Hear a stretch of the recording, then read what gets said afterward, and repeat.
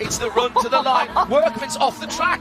He's got all 4 Michelin's over the white line. He's defending. Everything interesting happens off the racing line. Welcome back to Off the Racing Line. I am your host, Carlos Espitia, and with me, as always, is Mike Moore. Mike, welcome back. Thank you, sir. Always happy to be here, so thanks for having me back. Yeah, man.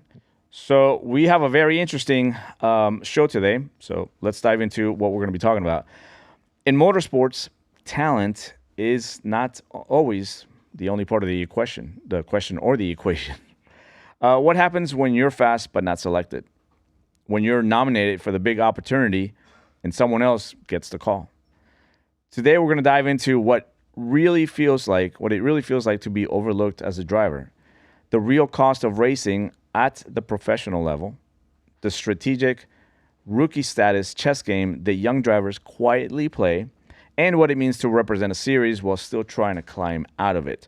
And here to help us unpack all of that is Pro Spec Miata racer Frankie Barroso. Welcome, man. Yeah, man. Thanks for having me on. Of course. We've been talking about having you on the show for quite some time, and I know you're quite busy. So, and I even in one of the drivers' meetings, I think that you weren't there. And I was doing the driver meeting. So it didn't go well then? It went fantastic, actually. It was shorter than usual. Right, I'm sure. And Frankie, I think you were doing some coaching for an HPD driver. And so I just happened to spot him. I'm like, and I said something about the podcast. I was like, Frankie, you're invited. And he looked all like why are you pointing me out? You know? Calling him out in front of a live studio audience to guilt him into coming. Excellent job. And then at the last event, I went up to him like, Frankie, you're coming, right? Still here. Yeah. So I'm glad we finally got a chance to connect, Frankie. Why don't we start? Tell us a little bit about your background. How did you get into racing? So how I got into racing was kind of a spur of the moment. Like, I've always been a race fan ever since I was like 4 years old. My first memory that I can even remember is watching a NASCAR qualifying event. Mm-hmm. And my favorite driver ended up spinning and crashing in qualifying. And I was like crying for like 2 hours nonstop. How old were you? 4. Yeah. So I guess we'll cut you a little bit of break for crying for 2 hours. Yeah, 4 years exactly. old. Yeah. So like that was my like first ever memory that I can even remember. Yeah, and then all of a sudden, like, well, now technically 12 years ago, when I was just almost about to turn 15, I had no idea how to get into it. I was always a race fan, and one of my old neighbors happened to have a cousin or a family member. I don't remember what the title of the family member was, but he raced go-karts and cars for some guy in Opelika. And I was like, oh, okay. So what kind of carts? Are we talking K1? Like, is that? And he's like, no. These are pro racing carts. These are shifters, right? Shifter carts? Yeah, but more towards like the 4-strokes, like LO206, okay. Like the Briggs cycle, Force cycle. Yeah. So yeah, then we went not even a week later, and then got to drive around in Opelika. Unfortunately, the go-kart track doesn't exist anymore, but I drove around there and I was like, wow, this really, like, it opened my eyes into like, okay, this is one way how to get into racing. And then, shortly after that, went to Homestead at AMR, did a test weekend in a go-kart, was relatively okay for my first time, no crashes, nothing like that, no spins. So, and then one thing led to another, and now I'm obviously here. So your path was very similar to, I think, a lot of the young drivers and some of the guests that we've had on the show, which they start at karting, right out of the womb, and then they go to Spec Miata before they have a driver's license. Yeah, I was going to say, it sounds like you got a little bit of a later start. Right? Yeah. Not quite out of the womb at 15. God bless your mother. So yeah, that's interesting. Did you think that were you like welcomed with open arms, or did you find that it was more of a cliquey thing where some of the guys that had started karting when they were 7 or 8 years old were like, who's this new kid? Well, there's like a couple different stages of like pro karting, like you have the regional stuff, like you have your home track where there's races every month, every 2 months or so. And that's mostly what I did up until, like, I only ever did one national go-kart race, and that was in Newcastle, Indiana for the CKNAs. It's the biggest four-stroke event of the year. And, I mean, I finished mid-pack. So, I mean, either way, like, most of what I did was in the state of Florida. Right. Whether it was Opelika, Orlando. I've never been to Anderson I'm pretty sure Anderson's still called Anderson, but it's up in Tampa.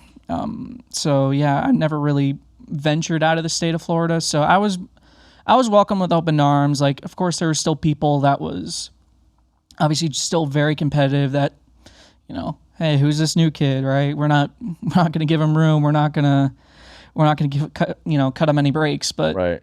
But I mean, it's normal though. Okay, so I want to dive into our first, I would call it our headline topic, which is, and you mentioned this during our phone call, which is just being overlooked. Mm-hmm. And I guess to paint the backdrop, you are a fantastic driver. Like I think you are very, very talented. Multiple podiums, not just in karting, but also Spec Miata, Pro Spec Miata. You've done it all. And then you mentioned to me that you kind of have this chip on your shoulder, like you are that guy that's overlooked. So I want to dive into that topic. You've been nominated for the Mazda Shootout multiple times, but never selected. What goes through your mind when you realize you were good enough to be considered, but not good enough to be chosen? Well, the first year, I was chosen 3 years in a row. The first year, I was like, oh, this is cool. And just going through the process of submitting a resume, okay, looking through, I was like, oh man, I did really well that race. Or, oh no, I did pretty bad this race. Mm-hmm. And I was like, okay, I mean, this is cool. That way they at least know who I am. And that's obviously a start. Right. Because the last thing you want to be is just unknown and nobody knows who you are. Somebody needs to know who you are. And whether that's, other drivers, sponsors, other people's parents, right, or other teams even. And got to get your name out there. Exactly. Got to get your name out there. Social media is a big tool for that. And I don't know, it's just, especially the last 2 years, not so much the second year. The second year I was like, okay, I could have done something a little better. But I felt like this past year, because what goes in the process is you do a resume, then you do a bio, and then you do a 10-minute video answering questions, right, of what they choose. I don't remember the prompt. But you have to send in, right? Yeah. This is like pre-recorded. Yeah. So you send in a video of, like I was saying, their questions. You got to, talk about yourself and kind of the main kind of shift or the main topic of it is how you would represent Mazda well. Right. That's really kind of the main topic. And the way I worded it was, listen, I've been a Mazda driver, right, for 6 years, right? I could have went to another, class, series, manufacturer, right? I could have done many things, but I stuck with Mazda because Mazda does so much for their feeder series, like for Spec Miata, Pro Spec Miata, their Spec MX5, and even in MX5 Cup, they take care of us really well, right? And with like contingency prizes. Yeah, with contingency prizes and just overall how they treat us as drivers and how they're very supportive. They're very, very supportive. And to not like you said, to put in the work and to, at least on track, right? To not be selected, I'm not going to lie, especially this past year, because it came out the day after the MX5 Cup race at Martinsville, where I qualified on pole, finished 4th. So, and I'm battling against the best of the best in the series, Jeremy Fletcher, Weston Workman, Nathan Nicholson, right? Yeah. Weston Workman in front of him, Jeremy Fletcher and Frankie Barroso share the front row as we get ready for 100 laps of side-by-side racing. I can say that because we saw it here 1 year ago. And Frankie Barroso, I had to talk with him. It's also his first ever pole position, the young man out of Miami Springs, Florida. He said the most nerve-wracking part of qualifying was the fact that he was one of the first people to go out, Tony. He set a time, and then everyone else had to match it. He was so nervous that his crew chief actually was saying he felt like throwing up the whole time. The crew chief did, not Frankie, because every time a car went by, you thought, well, there's the pole gone. Oh, we're still first. Oh, well, there's the pole gone. Oh, we're still first. And that's what they went through for more than half an hour. So Frankie Barroso outlasts the competition. To kind of the next day go through the meetings and kind of be like, and kind of just hear them list every name but yours. Yeah. Not every name, but list the names and you're not on it. It does hit deep. It does. Sure. It was like a kick in the gut. I'm sure it was. Yeah. And how many people get nominated versus get to go to the actual shootout? So I believe, I don't know the exact number, but it's usually around like 35, 40, sometimes even like 45. Okay. And they pick about 12 drivers to go. Right. So, but yeah, like obviously it hurt, it sucked. Yeah. And, it definitely kind of stuck with me for a while. And, I don't like to say like I have a huge chip on my shoulder. I plan on winning every race. Like I don't want to be that right there, but I know like I'm good enough to be where some of these drivers are at. Right. Right. Like I know I can at any MX5 Cup weekend, I can hang with the best. I can hang with Jeremy. I can hang with Weston. I can hang with Gresham. I can hang with Jared. I can hang with any one of them. Right. Right. And again, not having the opportunity to at least go to the shootout, prove that, okay, I can hang with Mazda's best feeder series and who they all pick. Mm-hmm.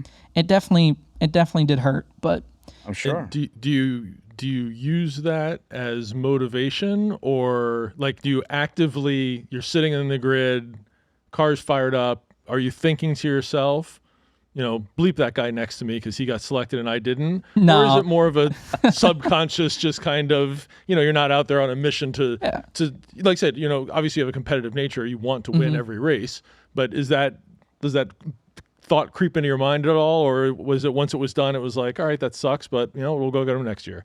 It's the way I would describe it. It's like an NFL receiver that got picked in the third round and he mentally lists maybe 10 other receivers or 10 other players at his position that got picked over him. I would say it's more like that, where obviously I want to beat everybody, but at the end of the day, I'm not looking to, like, let's say, target anybody, right? It's what's the job at hand? What do I have underneath me? If I have a winning car, I want to be able to win, or at least want to put myself in position to win, right? And sometimes it works, sometimes it doesn't. Circumstance happens, and some things are out of my control, some things are in my control, and that's just part of racing. I'm glad that you brought up that analogy of the wide receiver, getting picked in the third round. I like to use the analogy with Tom Brady when it comes to this podcast, right? Mm-hmm. When I felt like, what, we need to do this, and I'm going to do this, and I have no idea what to do at all. Like, I am like not prepared to do this. I looked at Tom Brady. He was picked, I believe it was 6th round. 200th overall pick, something like that. He had a chip on his shoulder, but he wasn't like, wow, look at all these guys. They went, before me. Mm-hmm. He made up for that, for his lack of, at least on paper, his lack of arm strength, his lack of mobility, or whatever the case is, whatever the scouts didn't see in him, he made up for it, preparing for every single contest like it was war. Exactly. Like, he knew exactly every position on the defense, and when they called an audible, he knew where that linebacker was going to be shifting. He knew everything. Mm-hmm. He had already beaten you before you even stepped on the field. So that was my mentality going into this. Like, okay, I don't know what I'm doing, but I'm going to prepare. I'm going to do this right. So what I would tell you and anybody that's listening, approach it the same way. Like, you may not have been picked first, second, third, maybe 6th round. Okay.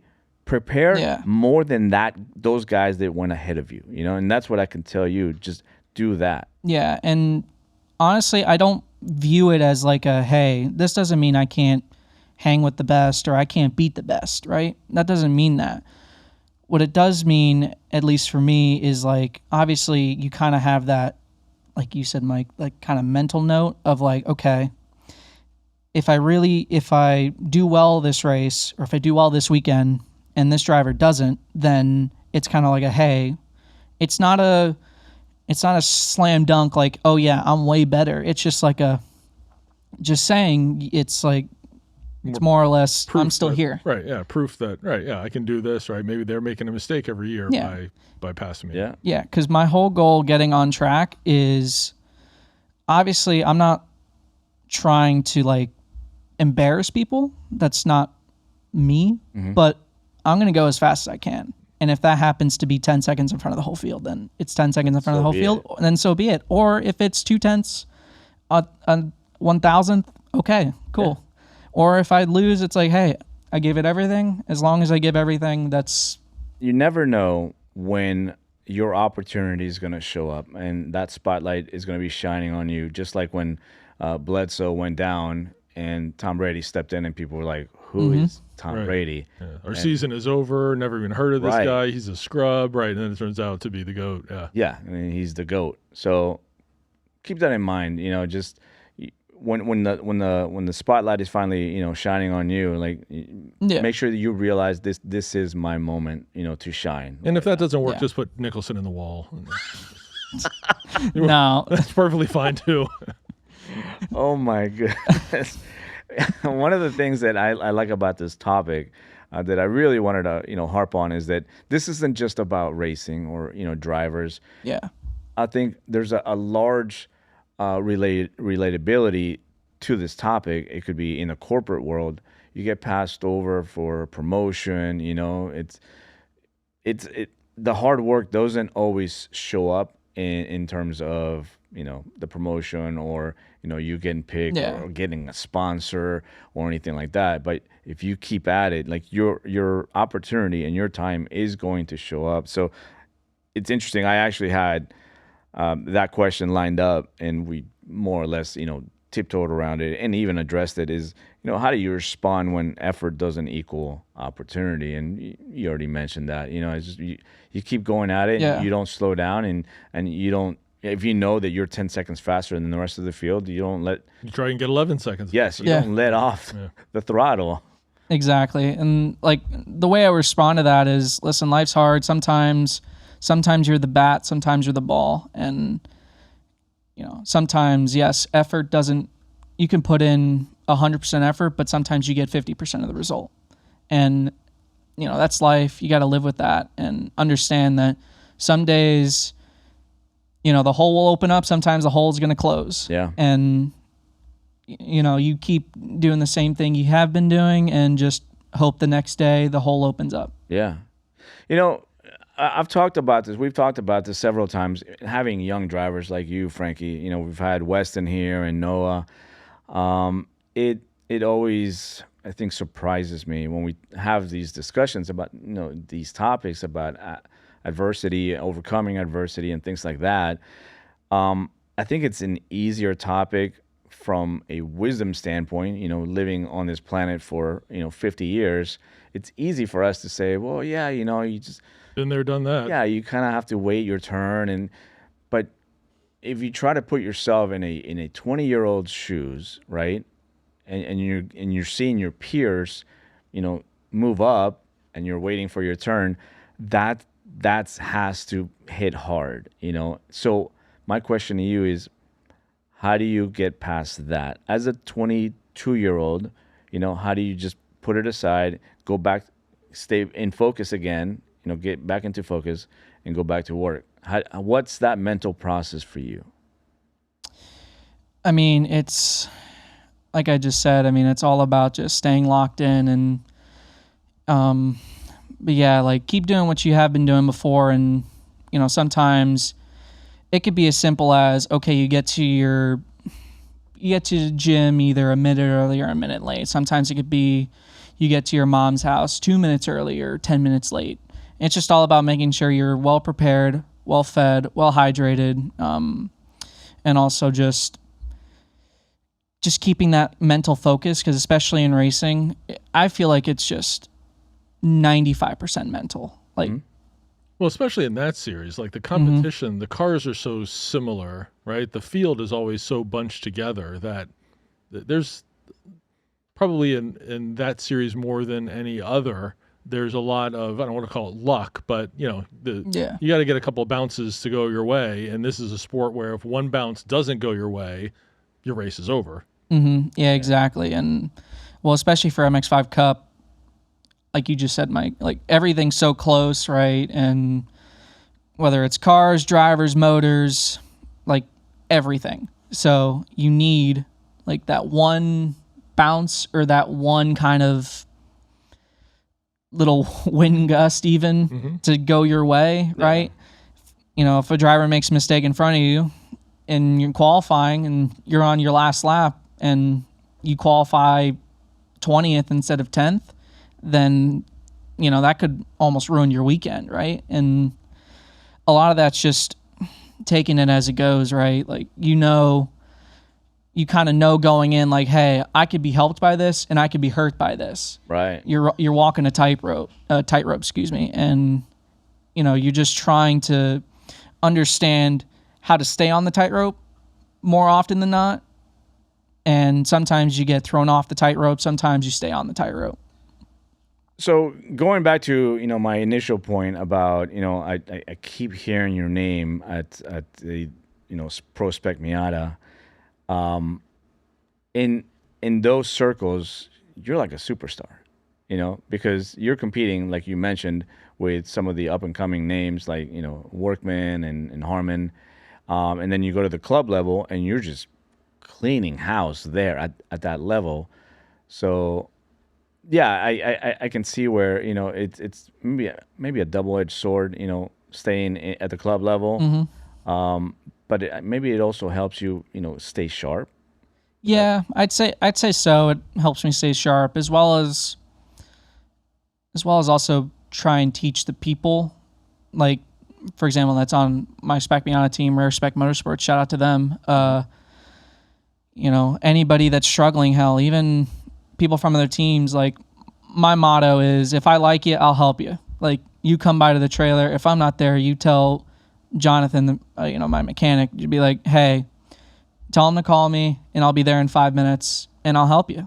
Like, that's just kind of who I am. Like, I don't run away from confrontation or trying to help others. Right. Because when I first started, I didn't really have anyone. So it was just me, my dad, and Jonathan, and trying to build from the ground up. You know, my first ever Spec Miata race, I was in a bare bones stock car, essentially, like stock engine, stock transmission.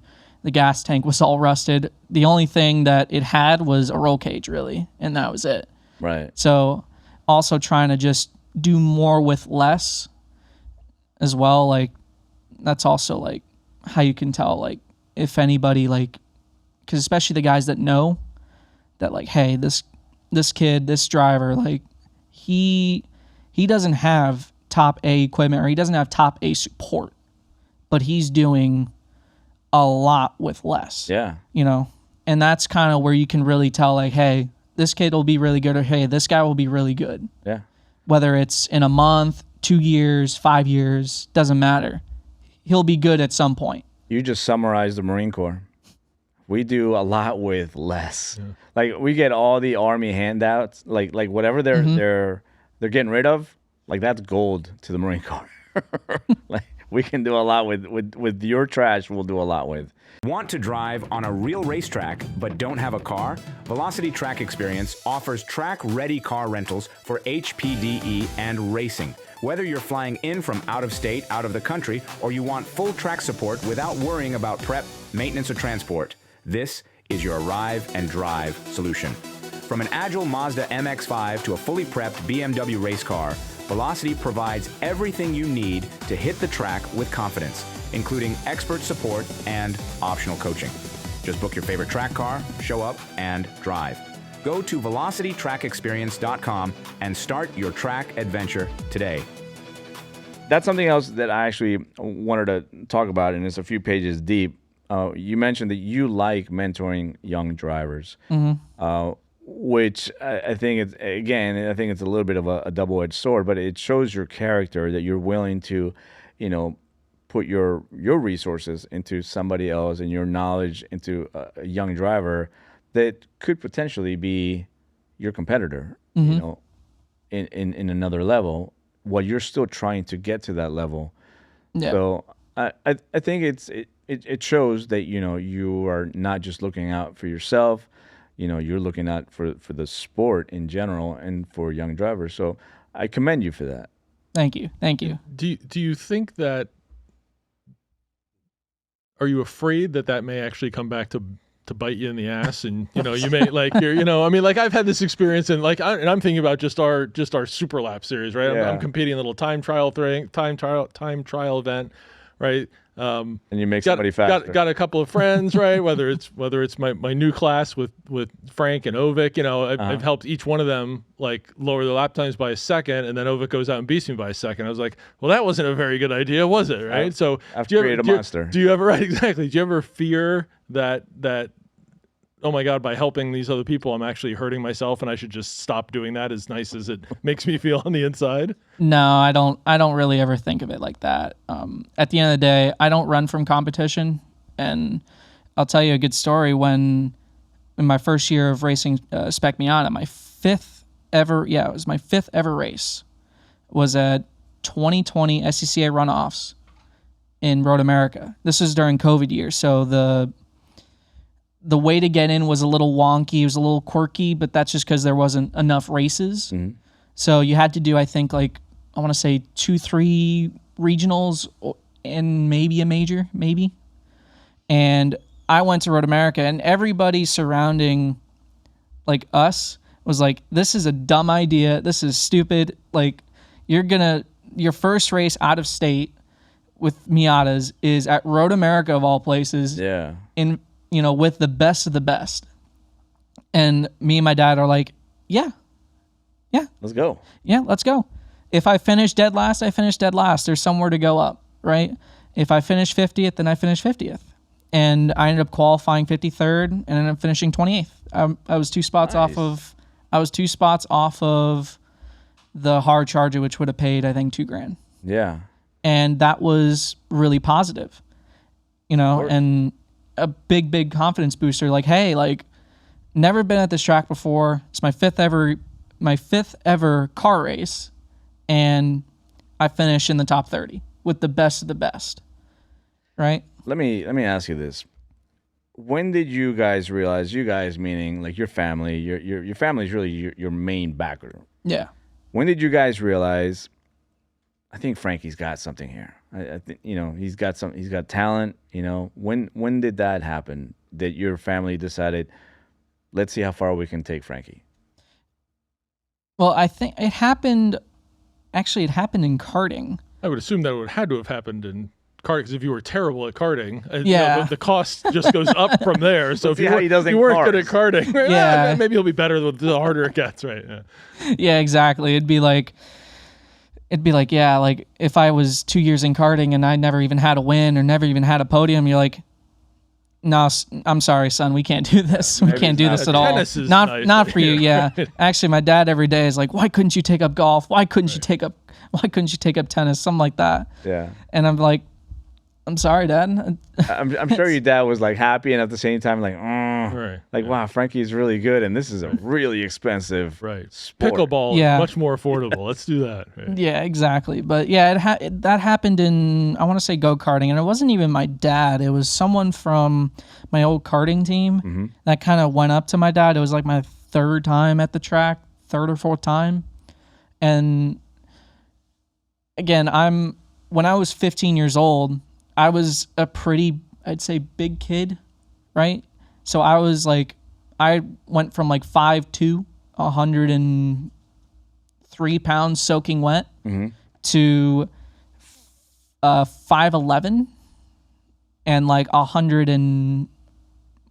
75 pounds. Yeah, you grew quick. Yeah, and at that point, 50, 60 pounds overweight for the junior class, and I'm just Dad, in a 300-pound go-kart, I'm 60 pounds overweight. I'm at least half a second off, at least. And that's being, like, pretty generous. Yeah. In a go-kart, like, weight, like, even 5 pounds is huge. Yes. Yeah. I want to say it's about every 5 pounds is half a tenth. So you were 60 pounds over. So what happened? So I would never really sniff podiums. Like, I'd get some top fives here and there, and I'd be really close on lap time, like maybe a couple tenths off. And I'm like, Dad, I can finish fifth, but I know I can win. Let's move up a weight class. And at the time, all the AMR, especially the old school AMR Homestead fans, like, they know how, like, crazy LO206 Senior was. Where, like, every race, someone was flipping, someone broke a bone, and my dad's like, "Son, I don't know. I don't think we should do this." And I'm like, "Yes, we should."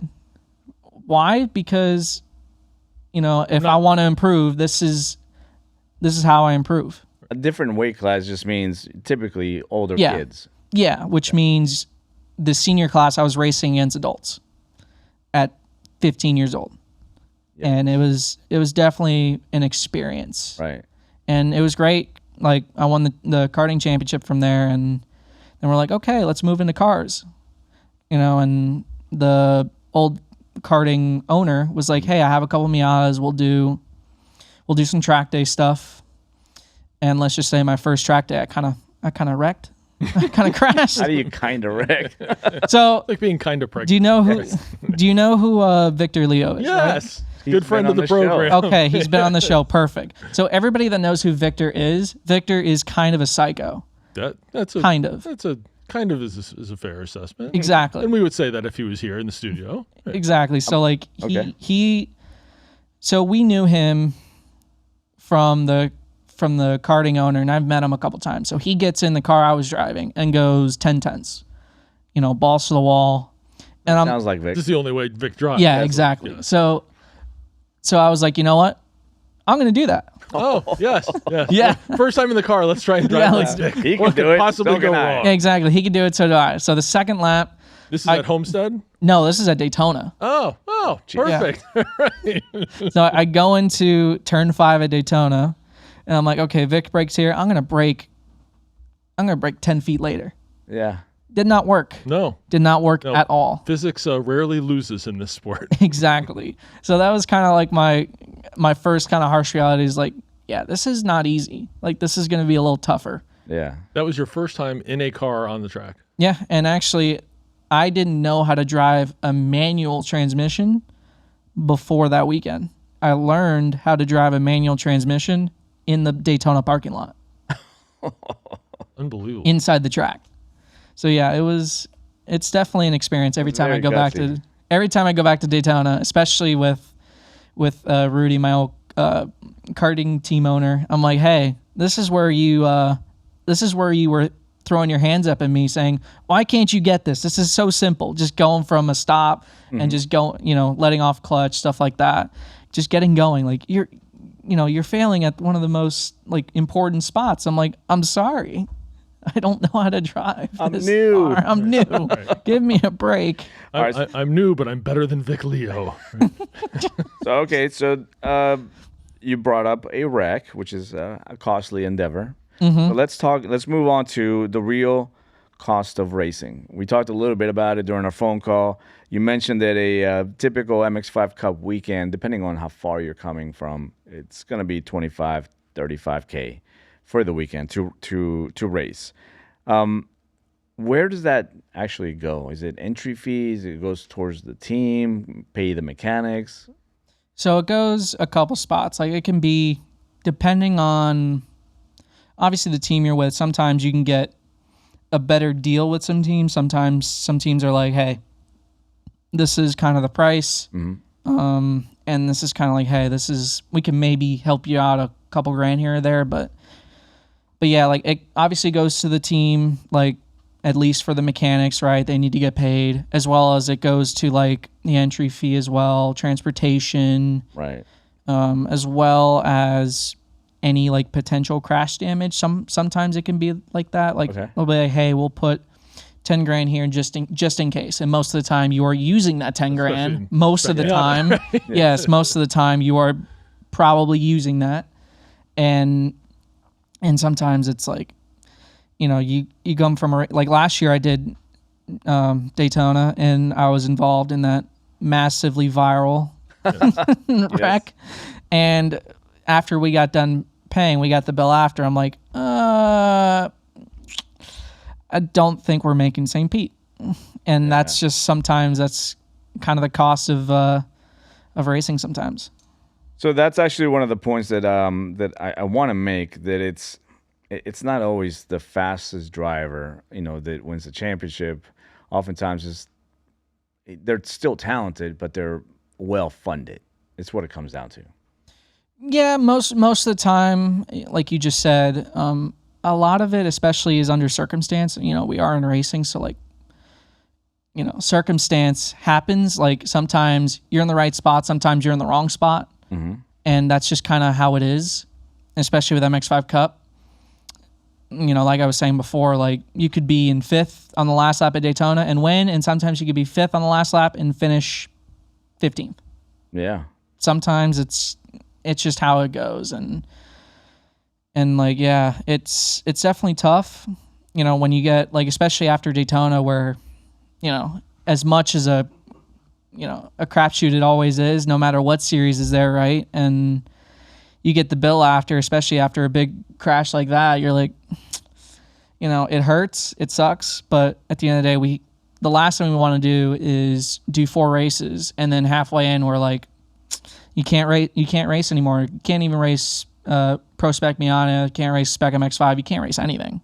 Yeah. And that's really where it kind of really hits you at the heart, because now you're just sitting either at home or at your job and just like, man, I'd wish I'd be racing.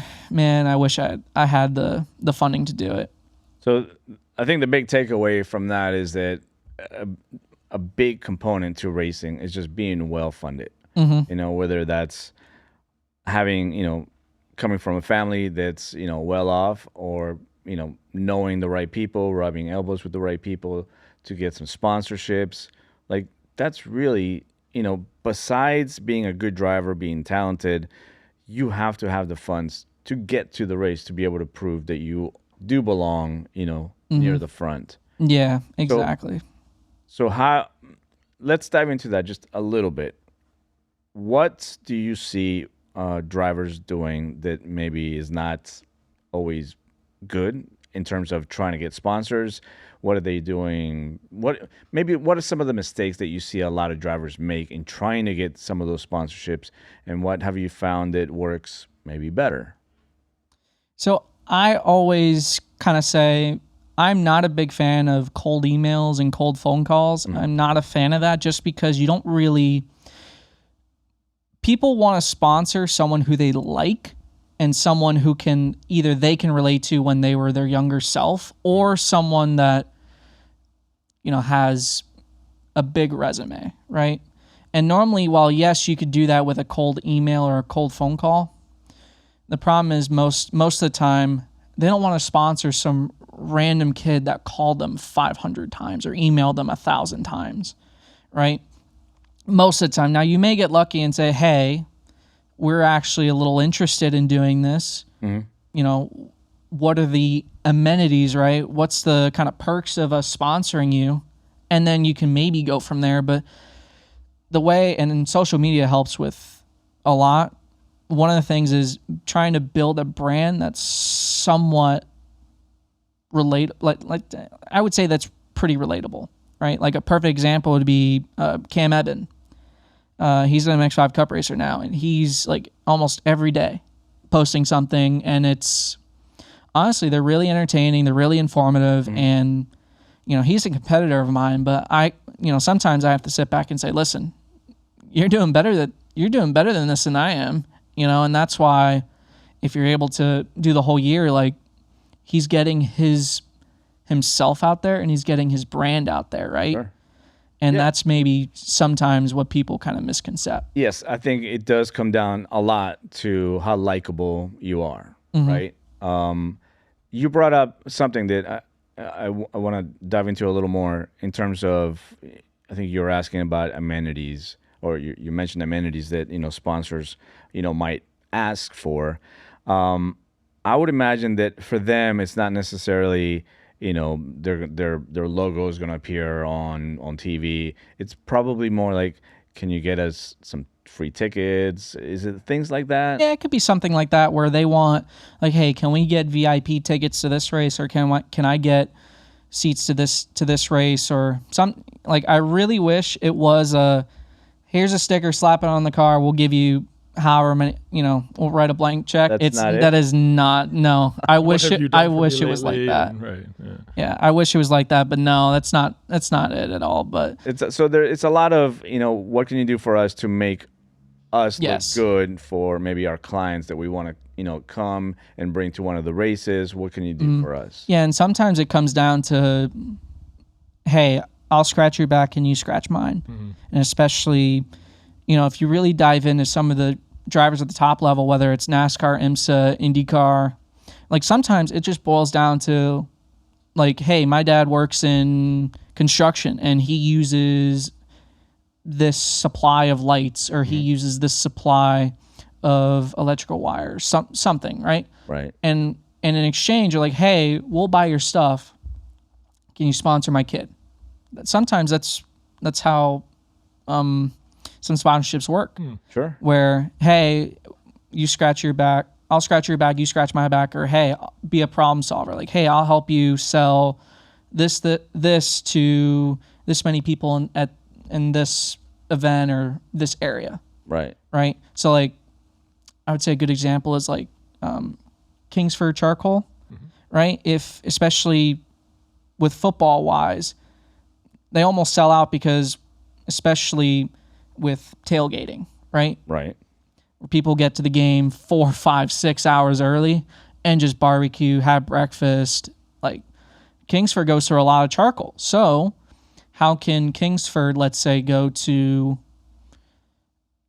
I'll use VIR for instance, Alton, Virginia, right? Where it's not a huge place. It's very much remote. So how can we get charcoal out there? How can we sell charcoal out there? A lot of it's like, hey, put Kingsford on the side of the car, and it'll be like, hey, we'll try and sell however many pounds of charcoal in this area, because obviously there's a lot of college football fans there too. There's a lot of football fans. We'll be like, hey, we'll sell this amount of charcoal here. We'll help do this, do that. And it's the same thing like I was saying before. I scratch your back, you scratch my back. Right. That's that kind of deal. Very interesting. And I could see, especially as a young driver, as a young person in general, taking advantage of social media, just with video alone, you could put together a lot of pitches, like using the charcoal, as an example, or like even like some of the lighting equipment, right? You can make a quick video, or you're in your garage working under the car, the Miata, and you're using some of the lighting, and say, hey, I'm Frankie Barroso, Yeah. Have you ever, gotten stuck on a, 30-minute, what's supposed to be a 30-minute, job, 3 hours later, now you need lights, well, me too, and I use this type of light. Like, do you do those sort of things? Like, do you ever think about, like, pitching them that way? Yeah, and that's where, like, someone who has a big social media presence, like, some company or some guy who has a company can look at that and say, hey, this guy has a professional big social media platform. Let's try and get our business with him, right? And he can use his social media presence to try and, like, expand his business or his or her business, right? Something like that. Like that can definitely it's all about happen. The number of eyes that you can expose their brand to. Yeah, but exactly. But even before you have a large social media following, you could, in marketing and advertising, it's usually about showing them the end result, right? Yeah. You don't talk about the ingredients, you don't talk about all these things. You basically sell the sizzle, right? Yeah. So if you could show companies like, hey, look, this is the sort of videos that I can do for your company, that might be a good way to spend. I don't know how much idle time you have, but if you have idle time, like that's what I would be doing. I would just be putting all kinds of, crazy, social media videos to show that, this is what you get if you sponsor, Frankie Barroso. Yeah, and a lot of that also comes down to, how big of a social media presence do you have? Because obviously if you have, let's say, 100 followers, right? That's kind of tough to try and sell a business. But let's say you have 10,000 followers and it's like, hey, like I'm getting 500 followers a day, 500 new followers a day. Then that's kind of a pitch where you're like, okay, I can help try and grow your business by just, doing a couple of videos, say, hey, same thing like you said. Yeah, but the thing is, like, growing a following, it takes content, right? So yeah, the first few, maybe 50, 100 videos is going to seem like I'm doing this for nothing. But if the viewership continues to grow, if the follower count continues to grow, like, you have to put a lot into it. It's just like a business. It's like growing a business, you have to invest in it. Yeah. So whether it's monetarily or through, just time in making these videos, like, I think that's a very viable option for young drivers. And I've seen a few that have actually, sent requests to appear on the show. 15, 16-year-olds that are driving like entry-level stock cars, I think it is. Every young driver is always looking for sponsors, but they're utilizing social media so well that I could see, other potential sponsors saying, you know what, I like what this kid's doing. I like the production value that he's putting out there. So right, it sort of goes along the saying of you dress for the job that you want, right? So if you pretend when you're putting together this content that you've already got those 10,000, exactly. Yeah. Audience members, it'll be like, oh, okay, this, Yeah. Don't put videos together based on the size of the audience you have. It's the size of the audience. Well, I think our first podcast got like 19 views or something, and now we've got 2,000 subscribers. Well, I was expecting 19 views. But we got it was like 100. I was like, wow, like it blew my mind. But even so, like, don't treat them like, oh, it's only 100. Right. You treat it like that's a hell of a milestone for our very first one, and then you just continue growing after that. Yeah. All right, let's continue because we're starting to run out of time. One of the things that we talked about on the phone before coming here was this rookie status chess game that it kind of blew my mind. I had no idea that this thing happens. It's very similar to being a redshirt, freshman in college football, where you sit out to, withhold certain eligibility. Same thing happens, you mentioned to me, in the MX5 Cup series. You can only participate in so many races before you lose your rookie status. Let's dive into that real quick. How many of those races and what is that chess game? So it's 3 weekends. If you participate in 3 MX5 Cup weekends, the next year, or more than that, sorry. If you participate in more than 3 MX5 Cup weekends, the next year you lose your rookie status. So, and part of the reason why that's kind of a big chess game that's being played is in MX5 Cup, there's kind of 2 championships, right? There's an overall champion, fairly simple, whoever has the most points. And then there's a rookie championship, which is which rookie has the most championship points. Now, you can still win both if you're a rookie, right? But the reason why people are, playing this chess game is you have kind of more room for like flexibility, right?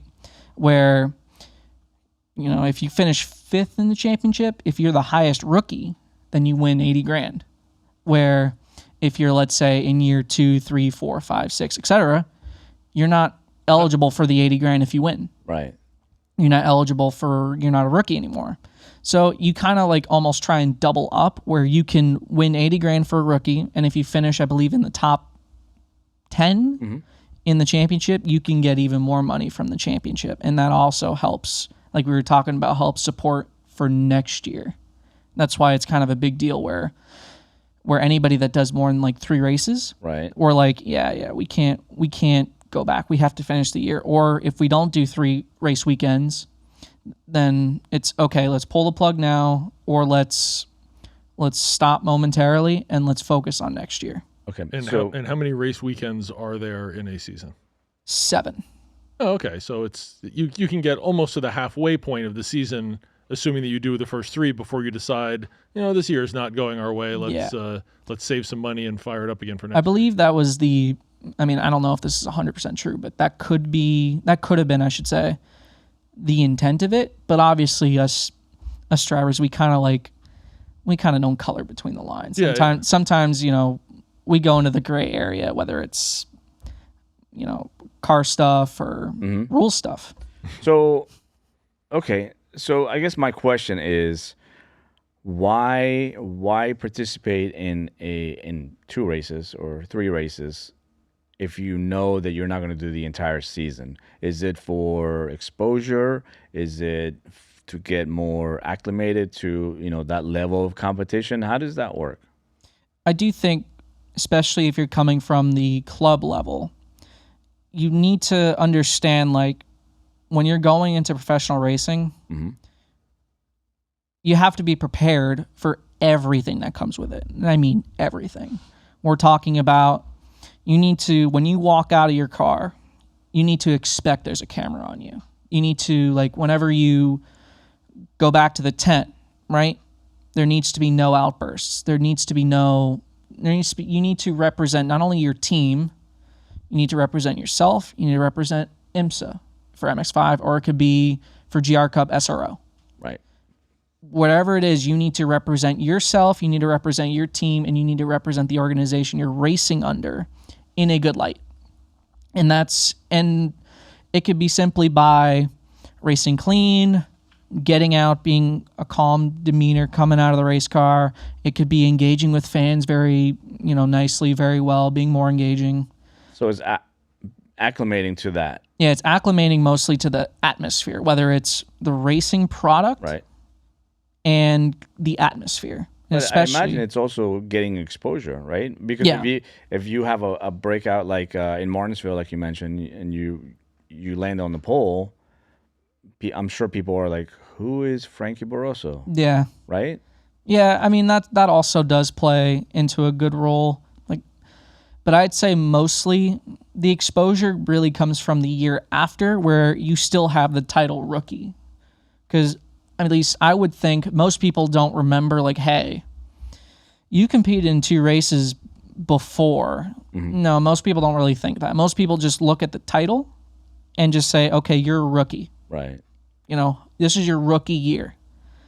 Even though you competed last year, if you do the whole year, this is your rookie year. That's the way, at least I would interpret it, or I would think many people would interpret it. And when people are trying to, from a strategy standpoint, figure out exactly, if they're going into the season knowing, okay, we don't have money to fully get through the year, so we know that we're only going to do 3 races to make sure that we keep our rookie status for next year. If you do that for multiple years, would people go to different tracks?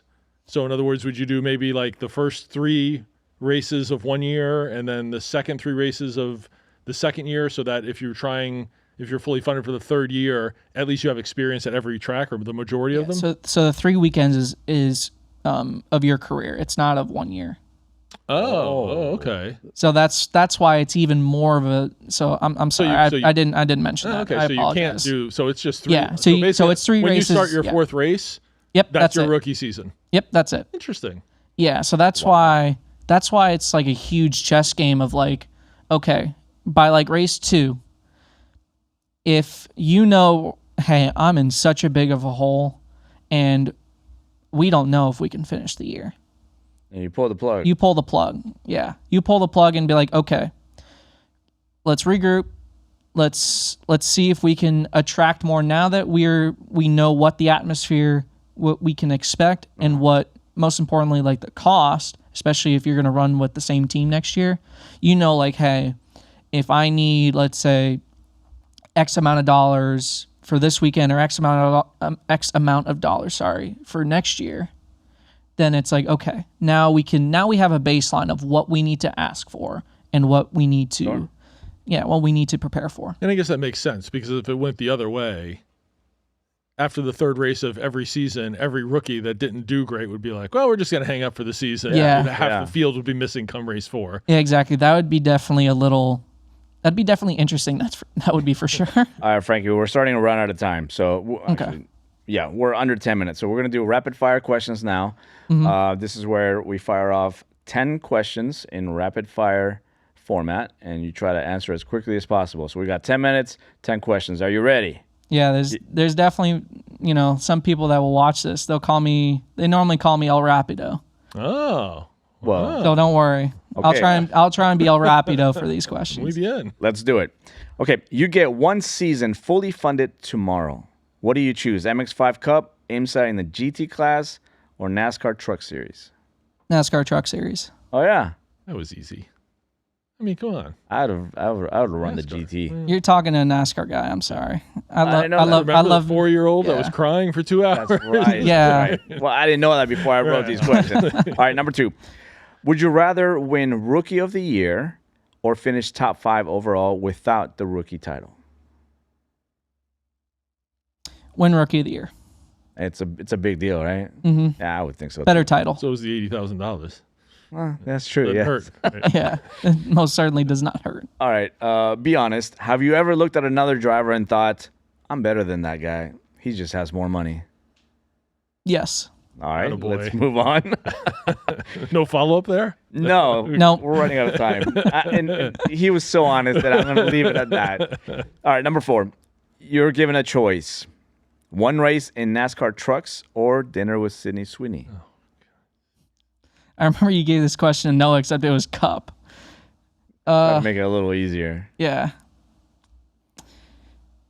Take Sydney. Take Sydney. Nobody has said so. Yeah, the little boy in me is telling me to take Sydney. Oh, there you go. You Yeah, finally got I'll take Finally. Sydney. You finally got Finally, somebody to go thank your you, way. Frankie. All right, number 5. You can only pick one for your career: raw talent or relentless work ethic. Which wins long term?